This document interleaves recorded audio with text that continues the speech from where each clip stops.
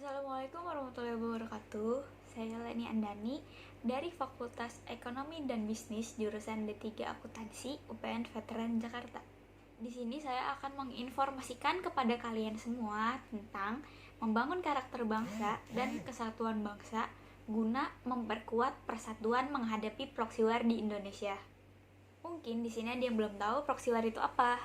Proxy war itu adalah suatu peristiwa adu kekuatan antara dua pihak yang bermusuhan dengan pihak perantara, yaitu pihak ketiga. Pihak ketiga itu tidak boleh diketahui oleh siapapun kecuali pihak tertentu. Perang ini merupakan modus perang asimetrik sehingga berbeda dengan perang konvensional. Proxy war ini berbahaya bagi bangsa Indonesia karena negara lain memiliki kepentingan terhadap Indonesia secara tidak langsung dengan menggunakan pihak perantara.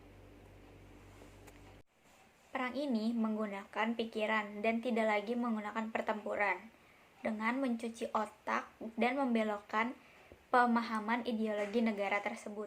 Bisa saja merusak generasi bangsa Indonesia dengan berbagai cara seperti penyebaran narkoba, ada juga menghasut para pelajar untuk tawuran atau proaktifnya, serta juga ada penyebaran pornografi, seks bebas, dan juga LGBT.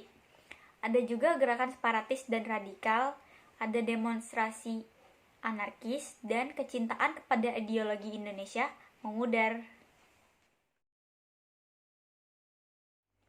Dari teori yang saya paparkan tadi, saya bisa ambil contoh tentang radikalisme masih menjadi ancaman nyata bagi Indonesia.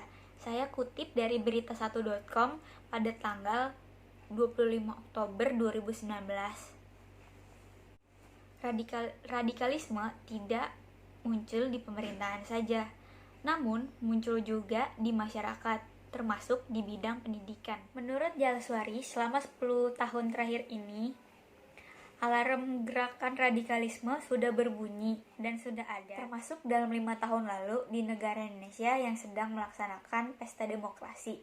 Saat itu kualitas toleransi di Indonesia itu sangat menurun. Karena itulah Jokowi dalam periode kedua ini sangat memprioritaskan pembangunan kualitas SDM yang berlandaskan Pancasila. Radikalisme ini adalah gerakan tradisional.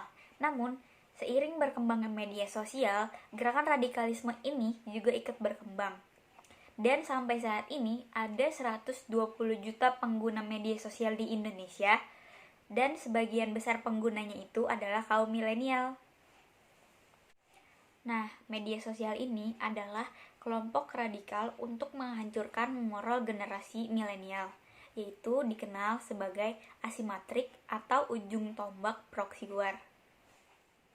Perang ini tidak menggunakan angkatan perang atau peralatan perang, dan kemungkinan bisa saja terjadi oleh bangsa itu sendiri. Dan kedepannya ada dua hal secara konseptual yang bisa dilakukan, bisa melalui kontrak radikalisme dan deradikalisasi. Deradikalisasi adalah konsep yang digunakan bagi mereka yang sudah terpapar. Di sisi lain, kontrak radikalisme bisa dimaksimalkan untuk mereka yang belum terpapar.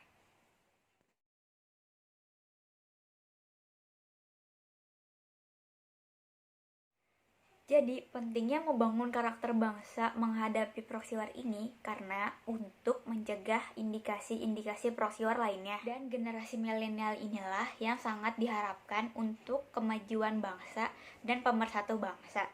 Untuk itu, makanya dalam hal ini, pemuda, khususnya mahasiswa, harus membekali diri dengan ilmu, keterampilan, dan keahlian. Dan paling terpenting adalah memiliki wawasan yang luas untuk membentuk karakter bangsa bagi generasi milenial di Indonesia. Sekian dari saya, apabila ada kesalahan kata mohon dimaafkan, tetap di rumah dan patuhilah peraturan pemerintah yang sudah diberikan tentang COVID-19 ini. Tetap di rumah dan jangan berpergian kalau tidak berkepentingan. Salam bela negara.